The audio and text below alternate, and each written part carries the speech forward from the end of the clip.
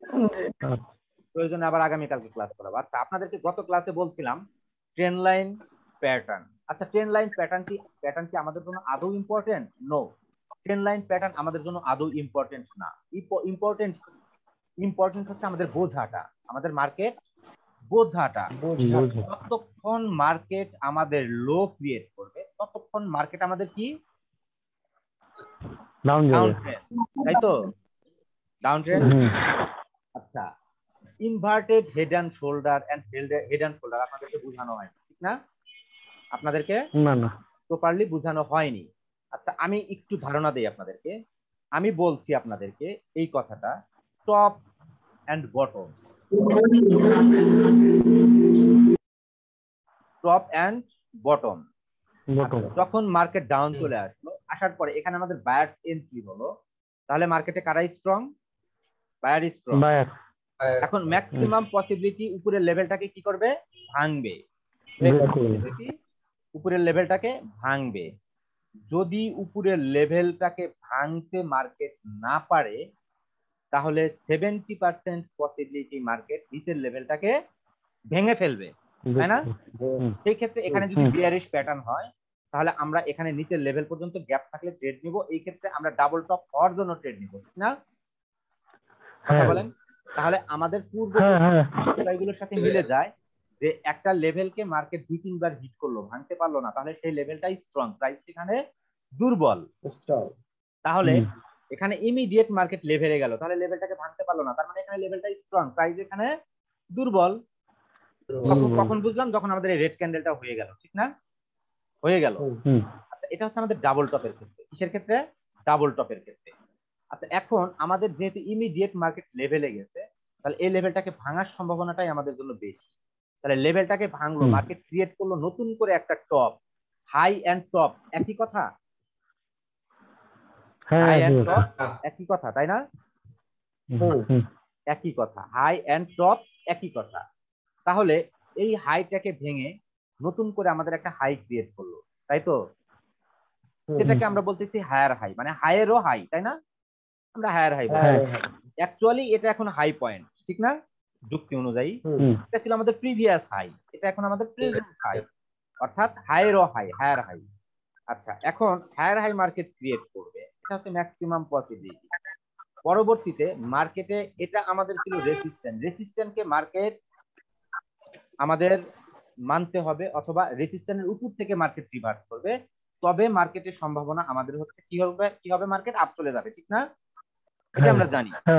কিন্তু যদি মার্কেট এই রেসিস্ট্যান্টকে না মেনে চলে, রেসিস্ট্যান্টকে না মেনে, সরি, রেসিস্ট্যান্ট এখন আমাদের জন্য সাপোর্ট, রাইট? রেসিস্ট্যান্ট যেহেতু ভেঙে গেছে, রেসিস্ট্যান্ট এখন আমাদের জন্য সাপোর্ট। এই সাপোর্টকে যদি মার্কেট না মানে, তাহলে এই সাপোর্টকে ধরে যদি মার্কেট রিভার্স করে, এরকম হতে পারে না?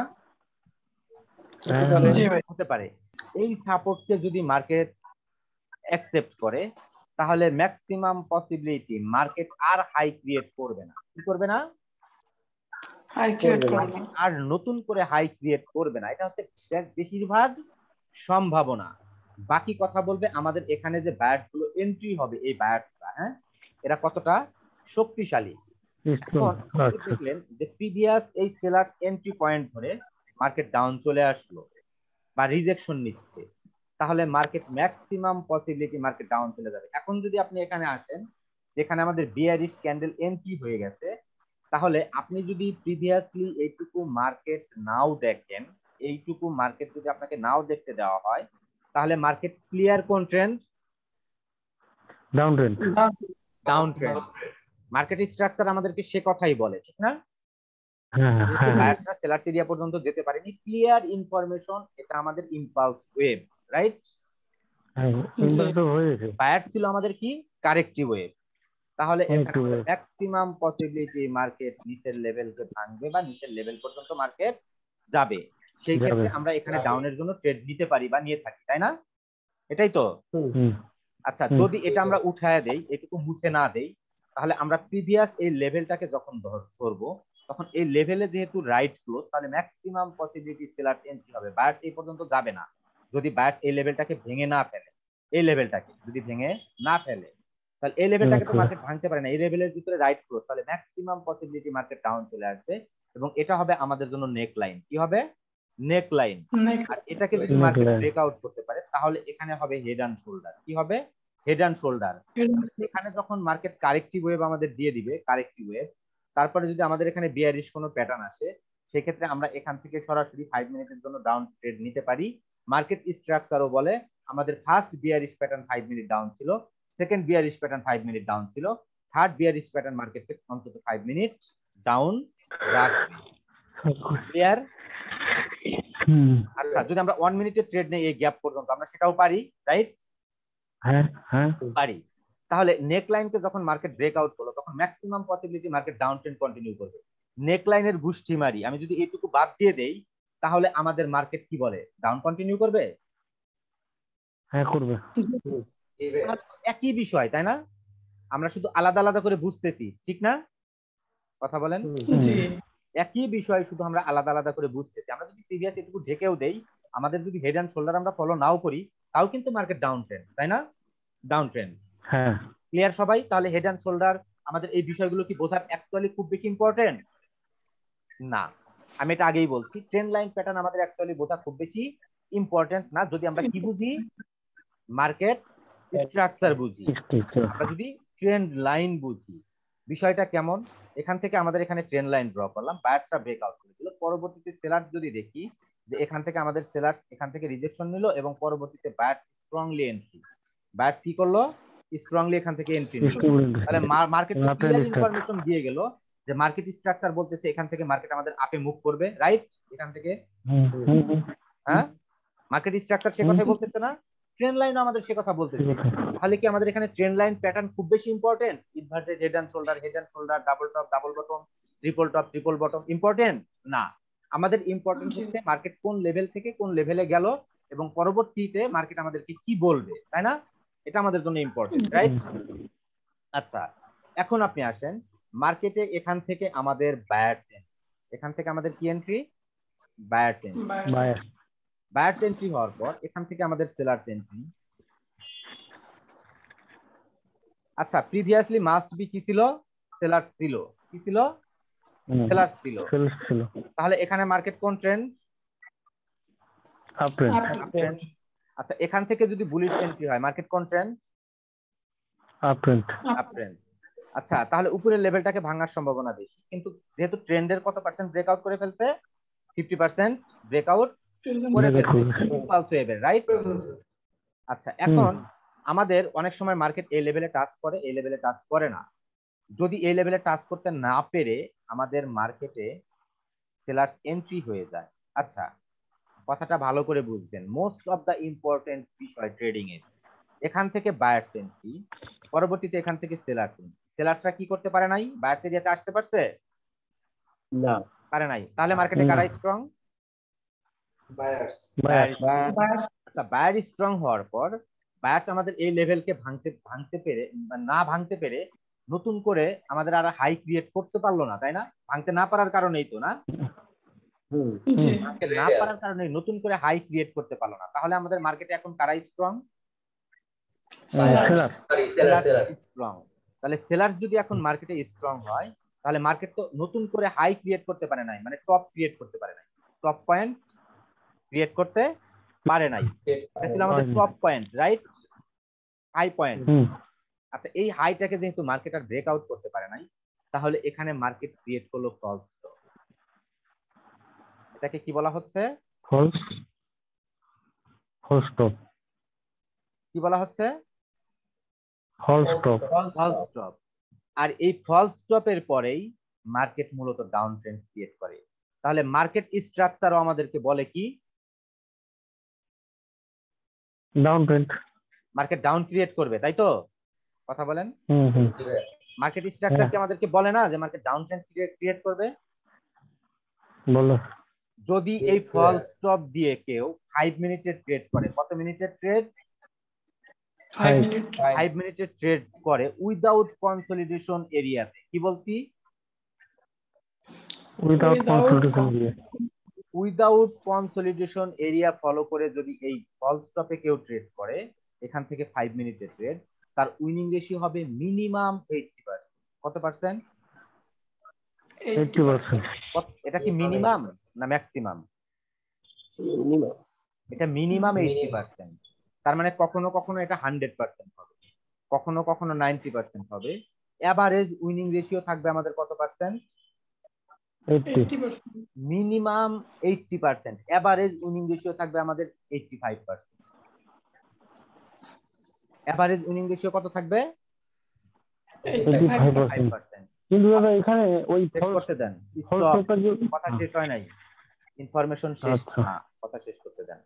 আচ্ছা, যেহেতু এখানে মিনিমাম উইনিং রেশিও আমাদের 85%, আচ্ছা তার মানে লস তো আছেই, তাই না? 100% বলতে কোনো কথা নাই। তাহলে কেন এটা হবে?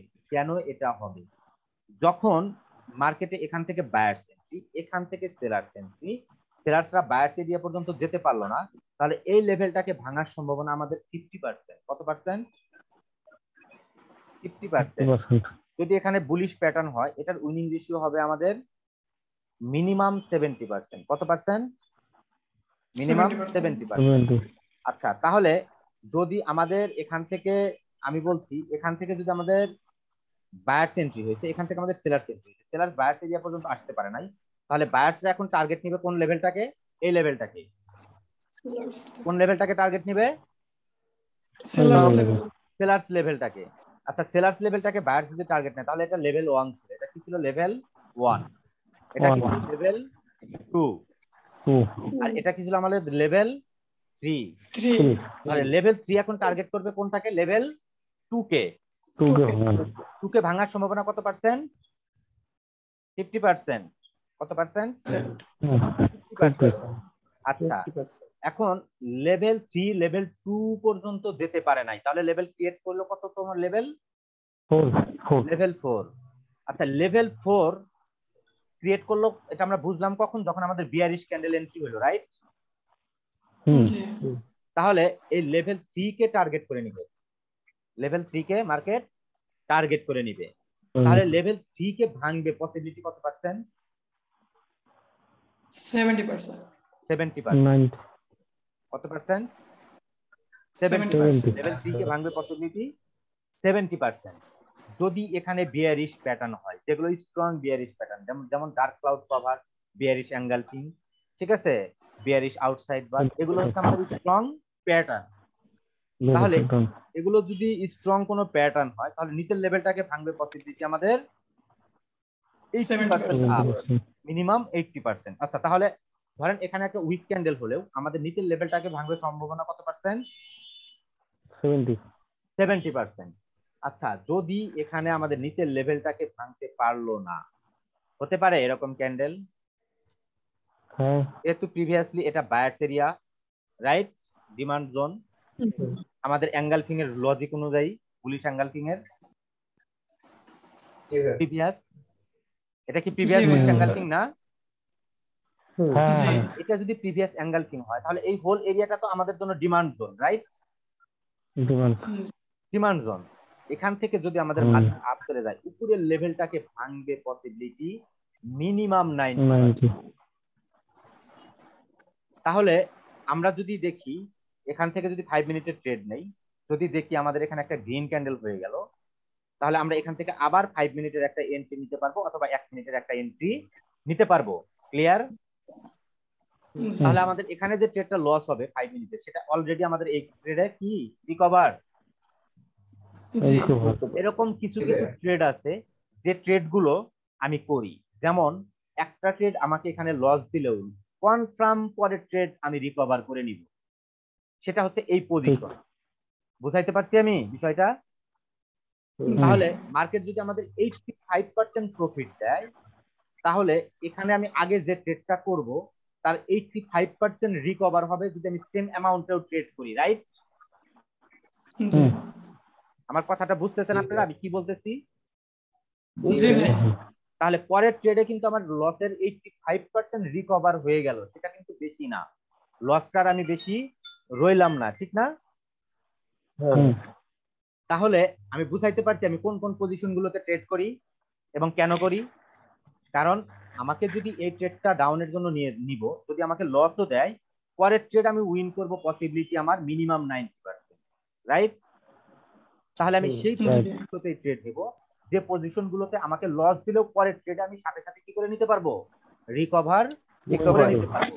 কারণ আমাদের ভিতরে একটা টেন্ডেন্সি কাজ করে, সেটা হচ্ছে সাথে সাথে রিকভার করার, রাইট?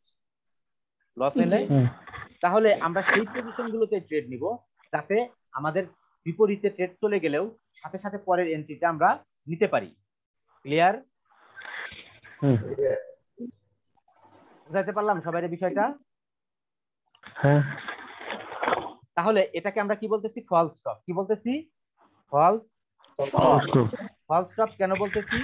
নতুন করে সে আর কি করতে পারলো না, স্টপ ক্রিয়েট করতে পারলো না, তাই এটাকে আমরা বলতেছি কি, ফলস স্টপ। কোনটাকে? 4 False নম্বর অপশনটাকে, 4 নম্বর লেভেলটাকে আমরা কি বলতেছি, ফলস স্টপ, রাইট? অবশ্য। False stop. হুম, আচ্ছা, এখন আমাদের এখানে একটা গ্রিন ক্যান্ডেল এন্ট্রি হচ্ছে যেটা আমাদের এই লেভেলকে টাচ করে নাই, তাহলে মাস্ট বি 5 নম্বর যে লেভেলটা ক্রিয়েট হলো সেটা হচ্ছে আমাদের ফলস বটম। কি ক্রিয়েট হলো? False bottom. আচ্ছা, বটম। আমরা ফলস বটমের ক্ষেত্রে আমরা আরেকটা উদাহরণ দিতে পারি, সেটা হচ্ছে আপনি যে ভালো করে বুঝবেন, আজকের ক্লাসটা মোস্ট অফ দ্য ইম্পর্টেন্ট আগেই বলছি, যে এটা হচ্ছে আমাদের মার্কেট ডাউন ট্রেন্ড। কোন trend? Down trend. Down to down ট্রেন্ডের ক্ষেত্রে আমাদের এটা ছিল কারেক্টিভ ওয়েভ। কি ছিল? Corrective wave. কারেক্ট। কারেক্টিভ ওয়েভের পরে আমাদের মার্কেট ডাউন চলে আসলো, নতুন করে এই লোতে টাচ করে নাই বা লোতে টাচ করে নাই, তার আগেই আমাদের বুলিশ এন্ট্রি হয়ে গেছে। তাহলে কি মার্কেট নতুন করে, আর আপনি বলতে চান যে নতুন করে মার্কেট লো ক্রিয়েট করতে পারে নাই, তাহলে মার্কেট এখন ম্যাক্সিমাম পসিবিলিটি কি, আপ কন্টিনিউ করবে, রাইট? আপ কন্টিনিউ করবে। তাহলে এটা আমাদের ইঙ্গিত দিয়ে গেল মার্কেট আপ কন্টিনিউ করবে। তাহলে এটাকে কি বলা হচ্ছে? False bottom. কি বলা হচ্ছে? False bottom. False bottom. নতুন করে সে আর লো ক্রিয়েট করতে পারে নাই, যেহেতু এখানে নতুন করে হাই ক্রিয়েট করতে পারে নাই, এটাকে আমরা বলতেছি ফলস টপ, আর এটাকে আমরা কি বলতেছি? False bottom. আচ্ছা, এখন আপনি যদি এই লজিকটা এখানে অ্যাপ্লাই করেন তাহলে এটা কি ফলস বটম না? যেহেতু নতুন করে লো ক্রিয়েট করতে পারে নাই, এটা ফলস বটম। এইটুকু যদি ভাবেন, এইটুকু ফলস বটম। তাহলে আমাদের ফলস টপ ক্রিয়েট করে যদি ফলস বটম ক্রিয়েট হয়, মার্কেট আপ যাবে পসিবিলিটি 90% মিনিমাম। কত পার্সেন্ট মিনিমাম? 90% মিনিমাম। 90%। আর এই সমস্ত জায়গাগুলোতে ফলস টপ ক্রিয়েট হয়ে যদি ফলস বটম ক্রিয়েট হয়, তাহলেই মার্কেট মূলত মোমেন্টাম স্টার্ট করে। কি স্টার্ট করে? মার্কেট মোমেন্টাম স্টার্ট করে। এই ক্ষেত্রে যদি দেখেন একটা ক্যান্ডেলের উইক আর একটা ক্যান্ডেলের বডি প্রিভিয়াস ক্যান্ডেলের উইককে ব্রেক আউট করতেছে, প্রিভিয়াস ক্যান্ডেলের উইককে ব্রেক আউট করতেছে একটা ক্যান্ডেলের বডি, তাহলে পরবর্তী ক্যান্ডেলে আপনি ট্রেড নিতে পারেন, পরবর্তী ক্যান্ডেলে ট্রেড নিতে পারেন যদি দেখেন উইককে ব্রেক আউট করতেছে বডি দ্বারা। হ্যাঁ, এই ক্ষেত্রে বুঝাইতে পারছি আমি? আচ্ছা আচ্ছা। আচ্ছা, বিষয়টা কেমন মার্কেটে আমরা একটু দেখবো। হ্যাঁ, আচ্ছা, এখন মার্কেট আমাদের ভালো করে ফলো এটা করুন। ওটিসি মার্কেট হোক না ওটিসি, তাতে কি, হোক না ওটিসি, আচ্ছা হোক ওটিসি, সমস্যা নাই। আচ্ছা, এখন আমরা দেখব যে false bottom and false top কিভাবে মার্কেট ক্রিয়েট করে। আমরা এটাকে একটু দেখব যে মার্কেটে এটা কতটুকু কার্যকরী। আচ্ছা, এখানে মার্কেট ডাবল টপ ক্রিয়েট করে কেন এবং ফলস টপ ক্রিয়েট করে কেন, এই বিষয়টা আমি মূলত বোঝানোর চেষ্টা করছি। হ্যাঁ, মূলত বোঝানোর চেষ্টা করছি। আচ্ছা,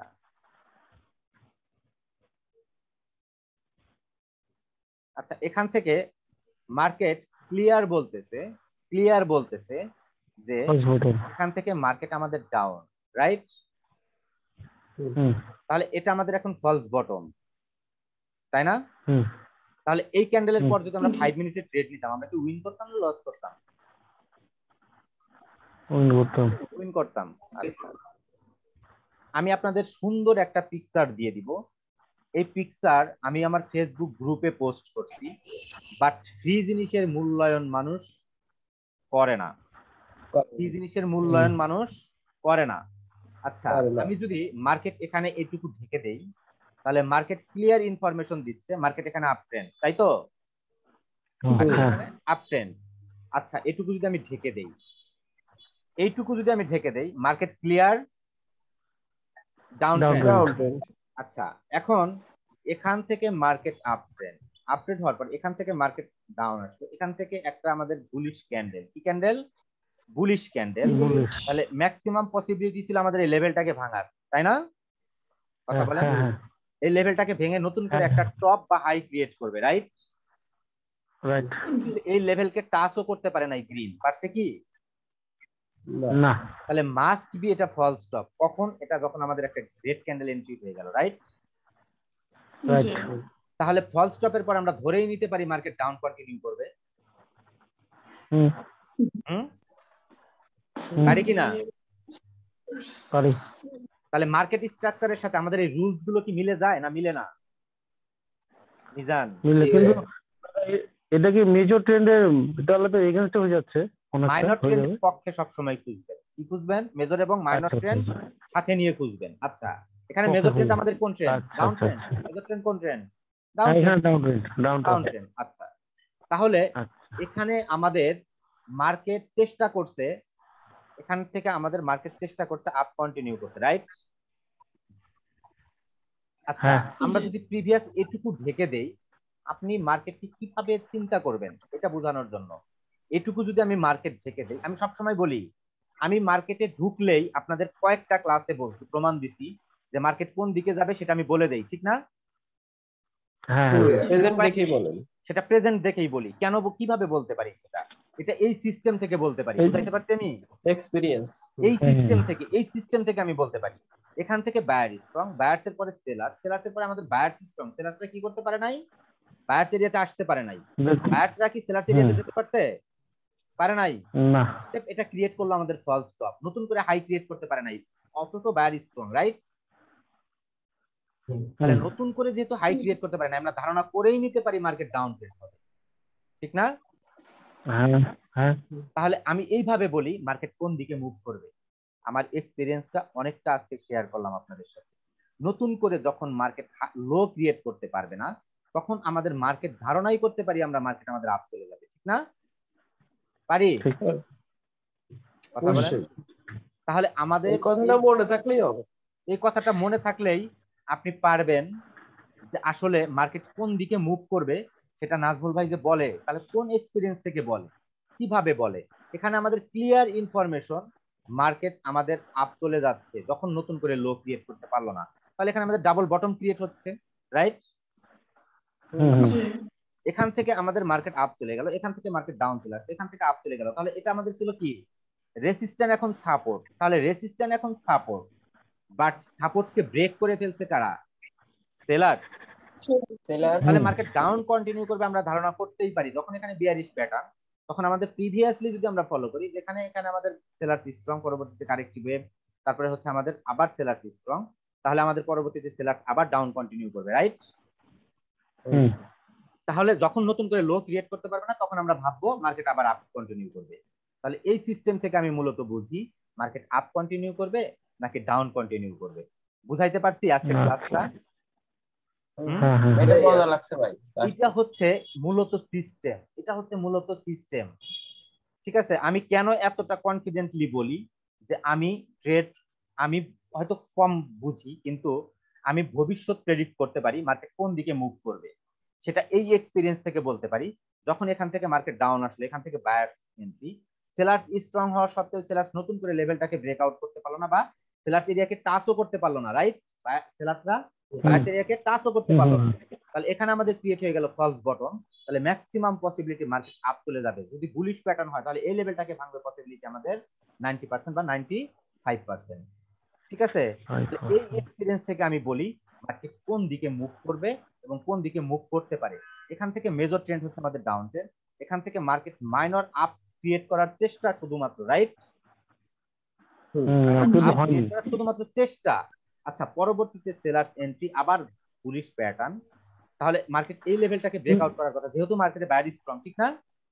দাদা আমরা এটাকে কারেক্টিভ ওয়ে ধরতে পারি, এটাকে আমরা কারেক্টিভ ওয়েভ ধরতে পারি, এটাকে আমরা কারেক্টিভ ওয়েভ ধরতে পারি, যেহেতু আমাদের ইম্পালস, কিন্তু মেজর ট্রেন্ডের এগেইনস্টে কিন্তু, ঠিক আছে?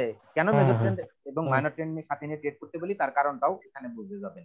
তাহলে এখান থেকে মাইনর আপ ট্রেন্ড ক্রিয়েট করার চেষ্টা, শুধুমাত্র আমরা ওয়েট করব যখন আমাদের এখানে ফলস স্টপ, এটা হায়ার হাই ক্রিয়েট করতে পারে নাই, তাহলে এটা আমাদের ফলস স্টপ, রাইট?